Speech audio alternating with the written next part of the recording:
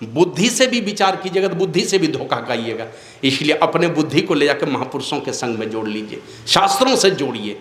देखिए शास्त्र क्या कहता है, हमारे महापुरुष क्या कहते हैं। इन महापुरुषों के विचारों में अपने बुद्धि को जोड़ने के लिए कहते हैं भगवान श्री राम, और वही कहते हैं करंधार सदगुरु दृढ़नावा। इस नाव को खवटिया कौन ले जाएगा इसको सही दिशा में। कहता है एक ही हैं, वो हैं संत सदगुरु, यही ले जाएंगे सही दिशा में। अब बाकी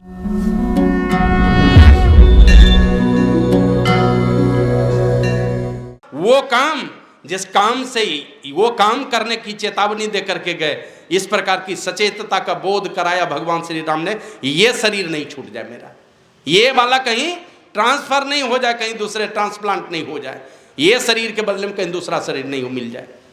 इधर हाल में कई बार हमने चर्चा किया, पत्नी मिली वो मिलेगी दूहरा के। बोल से लाखों करोड़ों अरबों में कोई है एकदम धर्मात्मा विचार के, उन्हीं को मिलते हैं, नहीं तो मिलने नहीं है। जो पत्नी मिली फिर नहीं मिलने वाली, जो पति मिले हैं नहीं मिलेंगे फिर दोहरा करके, जो बेटे बेटियां मिले हैं वो नहीं मिलेंगे, और जो घर अपने बनाया है ये दूसरा मिलने वाला, ये तो नहीं ही मिलने वाला। जिस घर को आपने बनाया या माता पिता से जिस घर को आपने लिया वो दोहरा के नहीं मिलने वाला। और व्यवस्था देखिए परमात्मा की, एक अधेला साथ में भी नहीं जाने वाला, ना ये मिलने वाला ना ये का अधेला साथ में जाने वाला। भगवान श्री राम को चिंता हो गई, इसलिए समझा करके कहा उन्होंने। शुरू में कहा बड़े भाग, क्या बड़े भाग का मानुष तन पावा। मनुष्य शरीर पाया तो समझ लो बड़ा भाग्य हो गया। कुत्ता गधा भेड़ बकरी का शरीर पाया तो बड़ा भाग्य नहीं है, बड़ा भाग्य ये शरीर के लिए कहा। और इस मिला कैसे, कहते हैं आकर 4,84,00,000 जोनी भरमतिया जीव विनाशी। परमात्मा से बिछुड़े 84 लाख जोनियों में घूमने लगे। कुत्ता गधा भेड़ बकरी आदि योनियों में, अंडज पिंडज उस्मज अंकुरज, ये 4 खानियों में घूमते रहे। कभी परमात्मा कृपा कर देते हैं, है ना। कबहू करी करना नर देही, 84 लाख योनियों में भटकते हुए किसी जीव पर परमात्मा कभी कृपा करते हैं, भेज दिया किसी मनुष्य शरीर को दे करके। चाहे हमको डोम खानदान में भेजे कि ब्राह्मण खानदान में भेजे, मनुष्य का शरीर दे करके भेज दिया यहाँ पर, और सबके अंदर में योग्यता दे दी। ऐसा नहीं है। अब देखिए आसमान में इतने तारे को भरने वाले कौन है, किसने भरा? इतने तारे बीच में ही लटका करके आसमान को दे दिया, किसने दिया? आसमान में इतनी स्थिरता इतनी शांति कहां से आ गई? समुद्र में माने इतने जल भरे पड़े हैं, इतने तूफान भरे पड़े हैं, लेकिन कभी भी उसमें क्या कहते हैं बाढ़ नहीं आती। किसने दिया?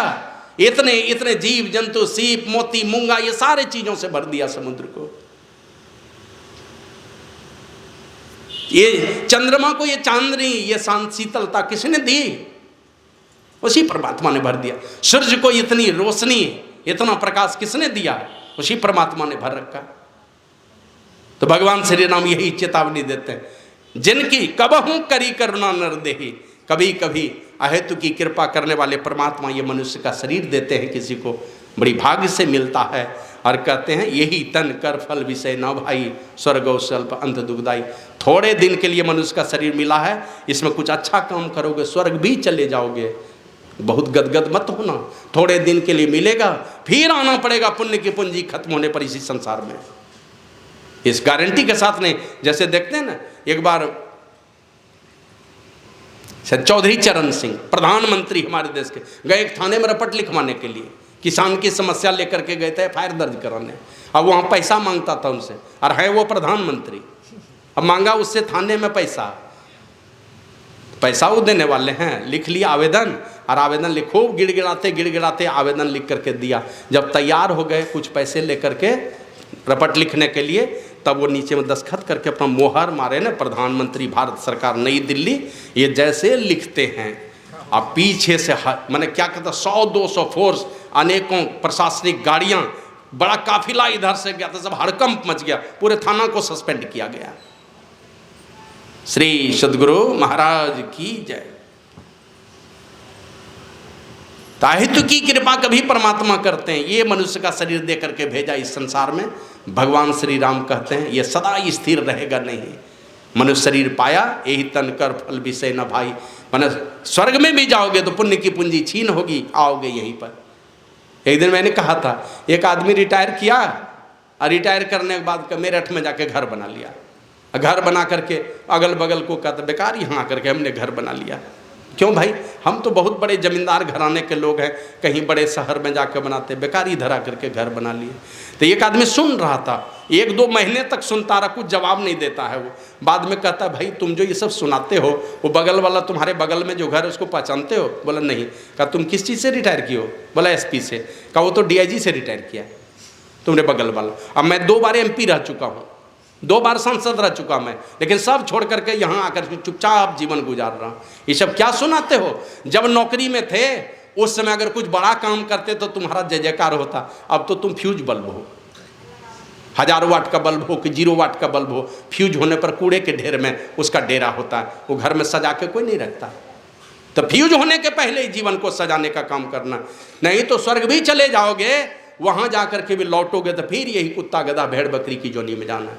तो भगवान श्री राम यही समझा करके कहे, ये नाव है, नाव मनुष्य का शरीर, और परमात्मा की कृपा, जिनके जीवन में अगर परमात्मा की कृपा है, कहते हैं आपके नाव को, इस जीवन रूपी नैया को आसानी से ले जाएगा। जिस दिशा में जाना चाहते बढ़िया दिशा में ले जाइए, परमात्मा की कृपा का एहसास कीजिए और इस मनुष्य शरीर को ले जाइए।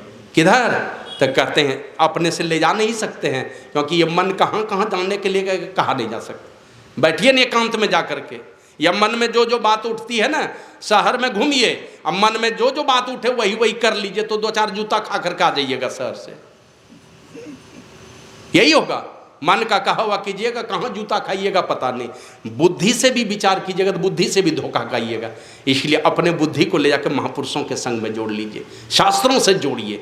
देखिए शास्त्र क्या कहता है, हमारे महापुरुष क्या कहते हैं, इन महापुरुषों के विचारों में अपनी बुद्धि को जोड़ने के लिए कहते हैं भगवान श्री राम।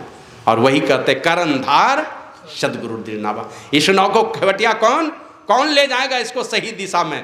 कहता है एक ही हैं, वो हैं संत सदगुरु, यही ले जाएंगे सही दिशा में। अब बाकी